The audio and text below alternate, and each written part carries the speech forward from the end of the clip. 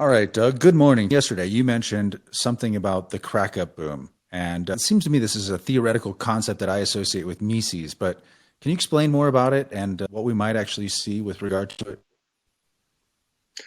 Well, I do believe the concept did originate with Mises, and I suspect, you know, parenthetical comment. I find reading Mises is hard work. He's a genius, but he's not a good writer. It's convoluted, and he uses words that are made up. I'm trying to think of some of them. No, he's very hard to read. It's best to have somebody like there was a book written by a guy named Percy Greaves, and I can't even remember the name of his book, but it was a very good um, explanation of Mises in proper English as opposed to German academic English. So anyway, Mises. But what's it all about? I think this is what happened in Germany during their fantastic runaway inflation in 1922 and especially 1923. And it looked like a boom to outside viewing, where there was immense economic activity. Everybody was buying and selling. But what was the buying about? The buying wasn't uh, wasn't to facilitate more production. The buying was to get out of get out of Marx. Hmm. Uh, that's what it was about. And the selling wasn't to make a profit; it was to survive. So it was. That's why he called it a crack up boom, because society was falling apart in the midst of immense apparent economic activity, what you might call uneconomic economic activity. So it's a paradox, a crack up boom. Uh, so that's what it is. And the question that I'm asking myself is, will we have one here in the US where at some point inflation starts galloping more than it did uh, back in the early 70s, when a lot of people have forgotten Nixon, who was a horrible president in just about every way possible. One of the idiotic things he did was to put on rather draconian wage and price controls in the US. And I forgot what the year it was. It was after his devaluation, I guess. So it must have been 71, 72. Uh, so if, and that was at relatively low levels of inflation. He put those wage and price controls on. It was only calculated by the government, 5-6% inflation. Later, by by the mid 70s, it had risen to 14-15% inflation. And then it all came to an end in the early 80s, when Paul Volcker raised interest rates, which slowed down activity, and people were saving as opposed to spending and borrowing like lunatics. Now, people say, well, Volcker was a great guy. He was under the circumstances, but none of this would have happened if you didn't have a central bank doing all these stupid things, creating money and giving it to some. So this is why I feel there's no hope, because people just don't go back down to the basics. You know, Hmm. they're just rearranging the deck chairs on the Titanic at this point. Anyway, long soliloquy on my part. I'm sorry, but Oh, I that's good. was just thinking of these Do you think things. do you think the people in Germany during that time period, you said externally it looked like a lot of a boom, a bunch of great economic activity. Do you think that to the people in the country at the time, and especially in these early stages of this crack up boom, that it felt like it was, I mean, was it obvious that they were just trying to, that they were, that the people were selling only because they had to, to survive, and that people were buying just consumption to get rid of their marks? I mean, was it obvious to them at first? Yeah, that's a good question. I'd like to. I don't know if there's a book that's written by somebody that actually understands economics that examines these things. I mean, I've heard things in the past, like it is said that you could have bought all of Daimler Benz shares, could have bought the company for the price of its most expensive car that was rolling off the production line. That sounds absurd, but It does. I've heard that said by people that looked into it. So that's how crazy things might be able to get. Of course, Germany was a special situation at that time. It had just not only had it just lost a war, which bankrupted. Of course, it bankrupted Britain and France too. But Germany was really bankrupted because they had to keep shipping real goods and gold, in reparations to the Allies. And the British, to punish them, still had them under embargo for quite a while. I forget how long after the war was over. And, there was actually starvation in Germany. And so it was a special situation at that time. I'm not sure things could get that bad here in the U.S., but you know, look, history repeats, but it's always just a little bit different. So, Yeah, one thing I yeah, we wonder could with have a the crack up boom.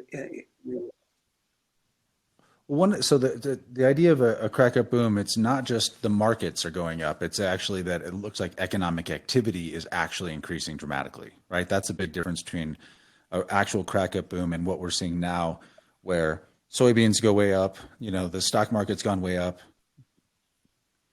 Yeah, yeah, exactly. And with the new Biden administration, and they're going to be spending money like drunk sailors for all kinds of reasons. I mean, modern monetary theory is going to rule. You know, Greta Thunberg is probably going to be made into a saint, and they'll create icons for her. And they'll spend lots of money on economic green projects. I mean, some of them will be economic, just the law of large numbers. Something will stick to the wall when you throw it there. But most of that is going to be uh, people digging ditches, and you pay them, and it's economic activity. They're doing something, but it's nothing of real value. And then worse, you got to pay other people to fill the ditches in. But that's more economic activity, but non-productive. Nobody benefits from it. This is why war production, people idiotically say, well, World War II pulled us out of the Depression. Before this is over, they'll probably say, yeah, we need another war like World War II to pull us out of the Depression. Yeah, that's a smart idea. Uh, Military production is just like building ditches. You can't use a tank for anything, Except other for than destroy blowing things. stuff up. Yep. That's all. I mean, you can't use a bomber for anything but destroying stuff. So it's worse than digging a ditch. It's like digging a ditch that you know a really destructive ditch. A, So a ditch in the It's like digging a ditch in the middle of your house. Something that takes your good house and ruins it, right? It's more like that. right, pretty much. And people say, well, look at all the progress we made in aviation during World War II. Yeah, that's true. You concentrate capital and you get smart guys, engineers that are trying to figure stuff out. Yeah, you make a lot of progress in that area. But you look at the things that are seen, but you don't look at the things that aren't seen. Like the fact you couldn't buy tires in the U.S., you couldn't buy gas, you couldn't buy shoes, you couldn't buy anything. The Depression really went on from the point of view of a standard of living of the average guy until the war was over. Hmm. So no, it didn't pull us out of World War II. It lengthened uh, the Depression. But I don't doubt that in the first 100 days, in addition to all kinds of idiotic make work programs, which might drive us towards a backup boom. Inflation starts rising, and more capital is diverted into politically driven projects as opposed to things people want. Inflation starts going 5, 10%, 15%. I mean, we already seen it with soybeans, going to new highs. All the commodities are really starting to move now. So this could be an overture. And yeah, people will start getting rid of dollars. In fact, maybe with interest rates as low as they are, they'll start borrowing more, figuring that's what's going to happen. You borrow more to buy a house. Well, now you need more houses because everybody wants to buy one to take advantage of 3% interest rates. I mean, do I need a big house someplace? No, but I'm thinking, as this happens, if I can take out an 80% mortgage, that's like a huge gift. Maybe I should do that. So, yeah, if I'm buying shit that I don't need, everybody else is going to do it. Now, I think I understand what could happen and what the consequences of it are. So, yeah, it could be, yeah, it could happen. It's a crack up boom. That's what happens. There's lots of guys like me that want to buy an extra house just to get that big mortgage. Yeah, they draw you not in. Economic. I don't need the low interest rates really make you feel like an idiot for paying cash and being a saver. I mean, they really do. They make you feel like you're a sucker. Yeah, they really do. So more distortions. That must be why every family has 2 or 3 cars, something like that. And this isn't like the 1930s with the Jodes having a 20-year-old jalopy to somehow get to California. I mean, everybody's going to be driving their new Mercedes and putting the gas on the credit card. Exactly. So what do you think? How is this all going to end? One of the things I wonder with because you think about Germany, because its currency was limited to Germany, and they could kind of control that economy more, the movement of capital better because of the currency. And when with the U.S. dollar, because it is still the world reserve currency, it's still used for transactions around the world. Most of the world's debt, the global debt, is in dollars. I just wonder how that dynamic changes things. How does it change? I mean, how does it change things compared to Germany? The fact that our currency is used by everybody all over the world. I think it makes it much worse, because when they destroy the dollar, the trouble is that all the central banks in the world, their primary asset is U.S. dollars. So when the U.S. government destroys the dollar, it's destroying the assets of all these, other institutions that own the dollar. And the fact is that in addition to that, in 4 countries in the world, let me see, who are they? Panama, Liberia, I forget the other 2 countries. Actually, the US dollar is their actual currency, their de jure currency. I think Ecuador too, if I'm not mistaken. Can't remember, these things change. So the US destroys the dollar, it's going to destroy the national currencies of several other countries directly, not just indirectly through their central bank. Look, here in Argentina, and to a lesser degree here in Uruguay, the Uruguayans are currently not as crazy as the Argentines, but they've destroyed a couple currencies here too. Every Argentine, you can't save or even own Argentine pesos because inflation's running, I don't know what it's running across the river right now, 30, 40% per year, something like that. And since the government's bankrupt, they're going to be printing up lots more of these things. So everybody has dollars. Everybody saves dollars. So when the U.S. destroys dollars all over the world, where everywhere in the world, frankly,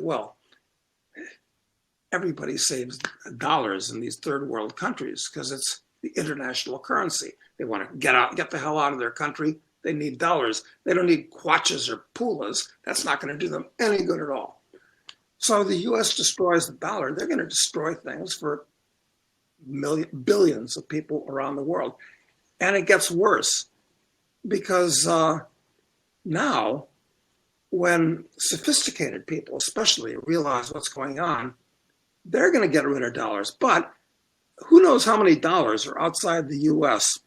I mean, it was well known like 20 years ago, there were already more $100 bills in Moscow alone, they say, and there's some truth to these things, than there were in the whole continental U.S. So there's a huge amount of American currency outside. I mean, forget about those pallets of small bills that were shipped to the Iranians. I guess that was actually their money, but they got most of it in cash. So all that paper is floating around out there in the world. And when people dump it internationally, 10, 20, 30 trillion dollars outside the U.S. held by foreigners don't, Americans have to use dollars. That's what legal tender is all about. Somebody wants to pay a debt in the U.S. with dollars, you've got to take it. It's legal tender. If you offer them Swiss francs, they don't have to take it. Of course, they can change them into dollars, but they don't have to take the Swiss francs. That's what legal tender is all about. So what's going to happen to those if the government goes out of control in the U.S. printing up money as they're going to do? That 10, 20, 30 trillion dollars is going to start trading hands. Most of it will come back to the U.S. in exchange for stock certificates. Maybe the stock market goes higher for that reason, because they'll buy actual productive assets, stocks. They'll buy agricultural land. They'll buy factories. They'll buy companies. They'll buy all kinds of stuff. So now what's going to happen is there's even more dollars. They're not out there. Now they're in the U.S. bidding for stuff. This is a catastrophe. I mean, listen, I hope I'm wrong. I hope I'm missing something. But it's going to be worse than even I think it's going to be. That's how bad it's going to be. So you have part of, I guess, the idea of a crack-up boom, though, is it's because money is printed or there's so much new credit that's basically causing the chasing of things to buy. How much of it has to do with the fact that there's a shortage of actual goods to buy, that drives up those prices? Because I wonder if, when you think about Germany, they had the embargo, you said, that the Brits still had on them after World War I. And so there's probably a shortage of goods also. And I imagine if you're adding to the currency and there's a shortage of goods, and that exacerbates the problem quite dramatically. Yeah, because especially now with the new administration, one of the reasons why things looked relatively good when Trump was in office, not only that he was, running big deficits and printing money, and that gave the apparency of prosperity, but he did a lot of deregulation and made it easier for business to get by and be more profitable and productive. But the Harris administration is going to reverse all that.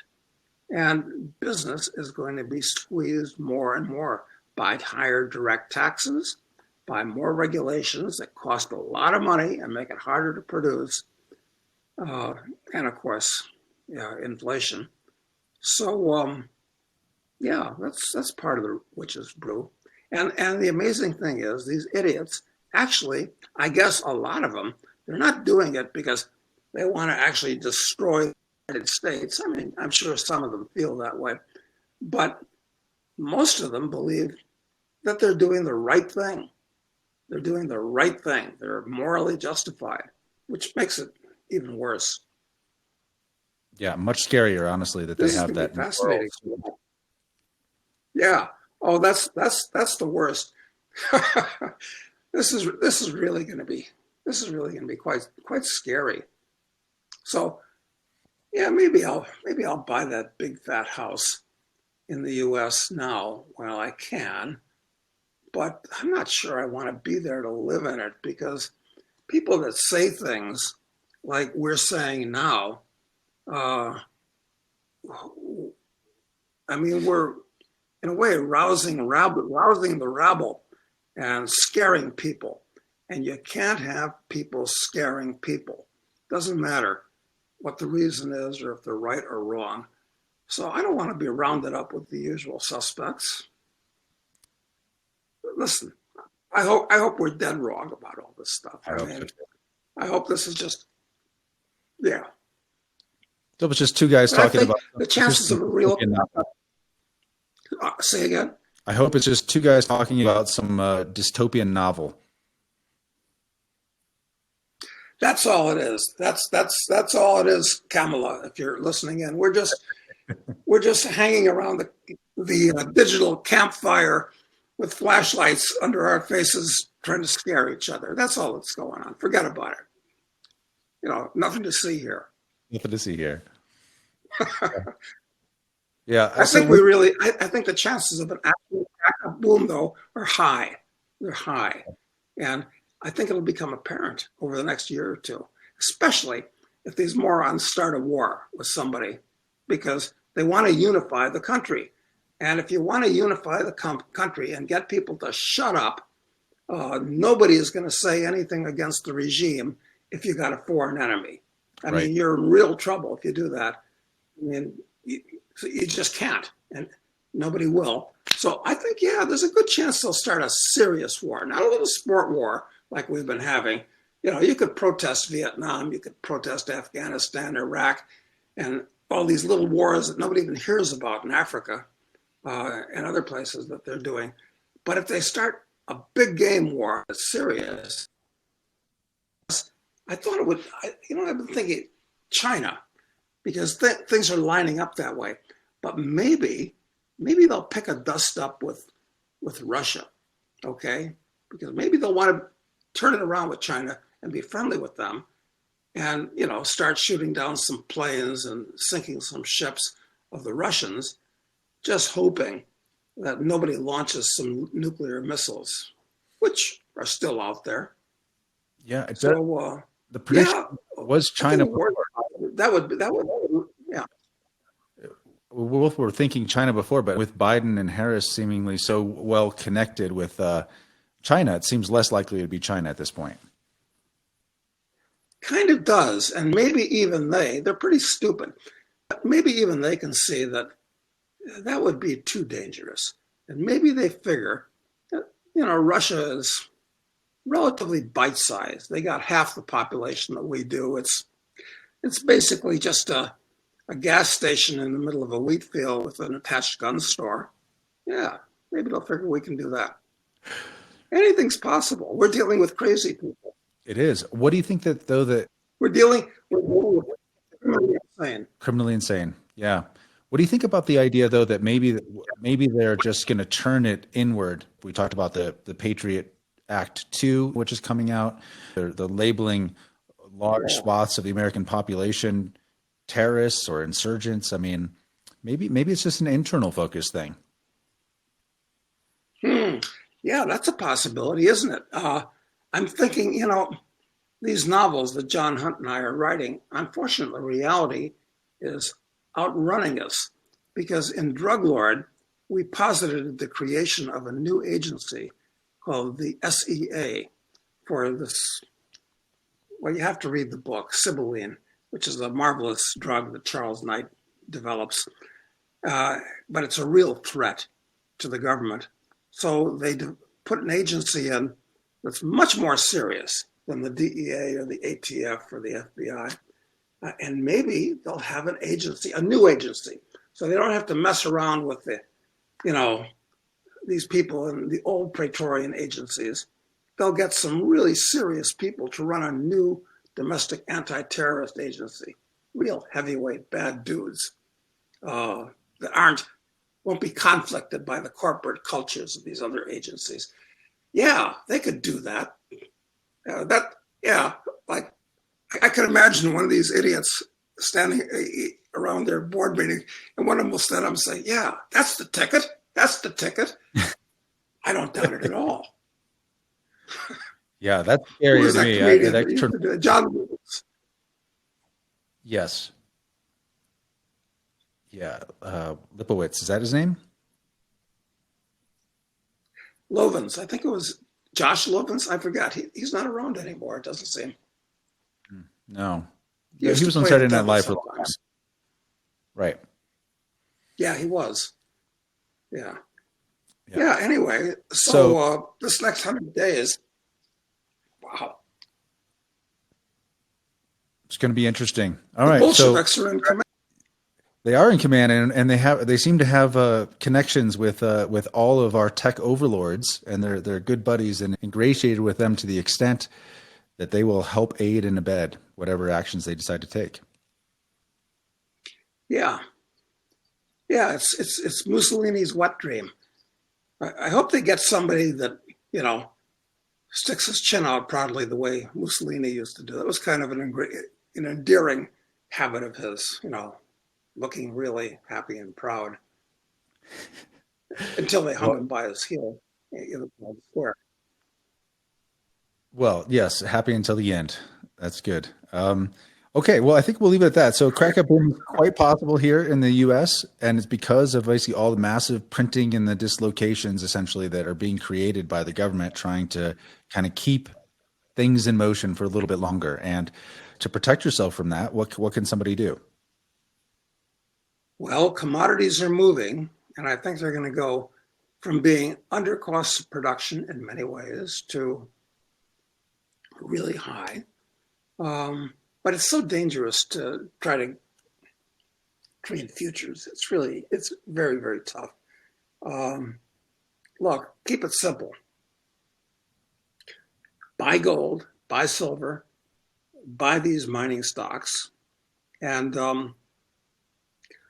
look to diversify yourself outside your home country. And I know most people can't do that for financial reasons, for supposed family reasons, for job reasons, all kinds of reasons. Well, sorry, but that's what you should do. Okay. All right, good. We will leave it at that. Doug, thank you very much. I appreciate it. Tomorrow's a Q&A, so if you have questions for Doug, please leave them in the comments below, and we will incorporate as many of them as possible tomorrow. Thanks, Doug. Look forward to it. Thanks.